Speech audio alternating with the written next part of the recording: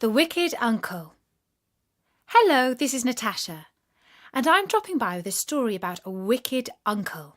It's for our friends at wickeduncle.co.uk, which is a website that helps wicked uncles remember birthdays of their nieces and nephews and makes it easy to choose the right presents for them. Bertie hopes that your uncle isn't quite as wicked as the one in this story. It was Mum and Dad's crystal anniversary, which meant they had been married for 15 years. To celebrate, Dad was taking Mum away for a long weekend to a secret romantic location. The children, Jeremy and Jemima, were going to stay with Auntie Jane. Only Auntie Jane was a bit scatterbrained, and she forgot all about her promise to look after her sister's children, and she also had arranged to go away that weekend. And so she couldn't look after the kids, after all.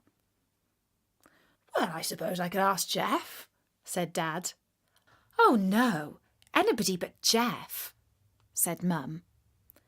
But as it turned out, there was nobody else but Jeff to be found at such short notice. Jeff was Dad's brother.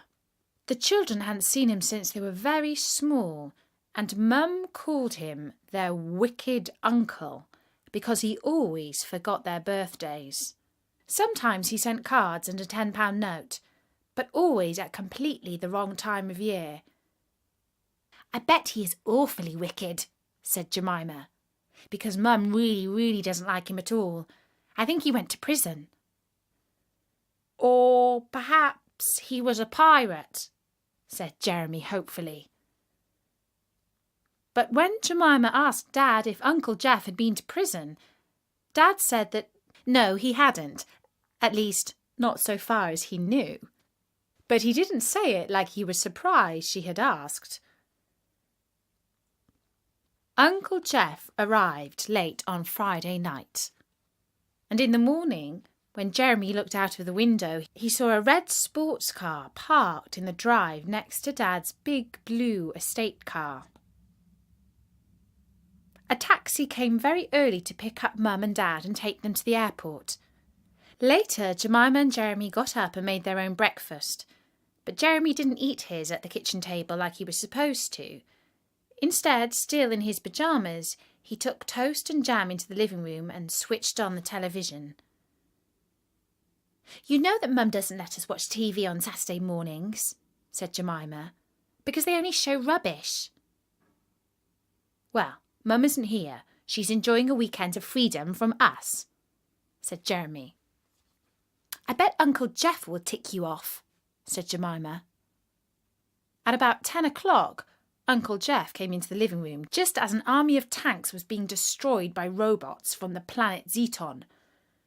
"Bang! Pow! Pow!" said Uncle Jeff, like a lot of guns and explosives going off. Jeremy looked up at him in amazement. Dad never said anything like that. "Excuse me, kids," said Uncle Jeff. "I need a cup of strong black coffee before I can face the world. Now, where's the kitchen? Oh, I'm your Uncle Jeff, by the way." And he disappeared down the corridor. A little later he returned and asked, "Well, what are we going to do today?" "Homework," said Jemima. And Uncle Jeff said, "Boring. What's the world coming to? Don't kids these days get up to any mischief?"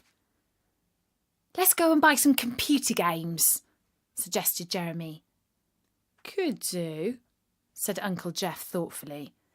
"But I had something a bit more outdoors in mind. Come on, get dressed, and I'll take you on a surprise treat." A little later they all got into Dad's estate car. Jeremy was supposed to be strapped into the child seat for safety, but he asked cheekily, "Can I drive?" And Uncle Jeff said, "Well, all right, but only on the driveway." Gemma protested that her little brother didn't know how to drive a car, but Uncle Jeff said that it was never too early to learn, and he let Jeremy sit on his lap and hold the steering wheel. But just as Jeff was starting the engine, Jeremy moved the gear stick, and the car leapt forward with a great crunching noise. There was a burning smell, and smoke started to come out of the bonnet. "Whoops, there goes the clutch," said Uncle Jeff. "I don't think Dennis is going to be too pleased. Perhaps you won't mention this little incident to your dad. We'll just let him think that your mother broke the car. Well, what shall we do now?" "Can we go in your sports car?" asked Jeremy. "Well, as long as I can drive," said Uncle Jeff. And they all got out and went over to Uncle Jeff's car. It was rather cramped in the back seat, even for the children, and there certainly wasn't room for Jeremy's safety seat. Uncle Jeff reversed out of the drive at quite a pace, and was soon roaring down their street so that all of their neighbours must have heard them. Then Uncle Jeff turned on some loud music and opened the sunroof. His style of driving was not at all like Dad's. He zipped in and out of the traffic and shot through lights just as they were turning from orange to red.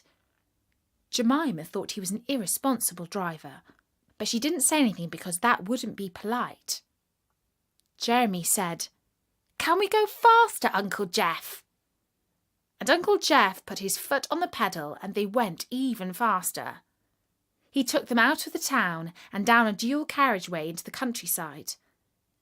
Eventually he turned up at what looked like a farm track, and the sign read, "Clay pigeon shooting." When they stopped and got out of the car, Uncle Jeff opened up the little boot and took out a long leather pouch. Jeremy realised that there was a gun inside. "Oh, can I hold it?" he asked. And Uncle Jeff said, "Maybe." Clay pigeons aren't real pigeons, but discs that are shot out of a machine and fly through the air. If you are shooting, you try to smash the disc, but it's extremely difficult to hit a moving target and requires a lot of skill. Uncle Jeff made sure that Jeremy and Jemima were kitted out with ear protectors, because gunfire is really loud and can make you deaf. They also had to wear goggles in case a bit of clay flew into their eyes. They stood in a field, and when Uncle Jeff called, "Pull!" a clay pigeon flew out of a kind of bunker. Uncle Jeff smoothly followed the target with his gun and squeezed the trigger. There was a loud bang and the smell of gunpowder in the air. He missed, but he called out, "Pull!" again, and another target flew through the air. This time he hit it and the clay smashed into pieces. "Can I have a go? Can I have a go?" begged Jeremy. And Uncle Jeff showed him how to hold the shotgun broken open at the middle so that it couldn't go off by accident. And then he showed him how to hold it in firing position so that its kick wouldn't hurt his shoulder. The shotgun was almost as big as Jeremy, but he thought he was holding the coolest thing ever. "Pull!" he shouted, and a pigeon flew through the air. He followed it and squeezed the trigger. The gun went boom, and it jumped as if it had a life of its own. Jeremy missed by a mile, but he was very excited, and as soon as Uncle Jeff had loaded a new cartridge into the barrel, he called, "Pull!" again, and another pigeon flew through the air, and he missed one more time. In fact, however many times he tried, Jeremy couldn't hit the target. And then Jemima had a go. And do you know what? She was really good at shooting. She smashed the target about 4 or 5 times. Even Uncle Jeff was impressed. "Better than doing homework, eh?" he said, as they squished back into his car. Jeremy and Jemima thanked their uncle for their treat. "It was really wicked," said Jeremy. "Well, it was fun," said Jemima, "but I don't think you should have taken us clay pigeon shooting without asking Mum first."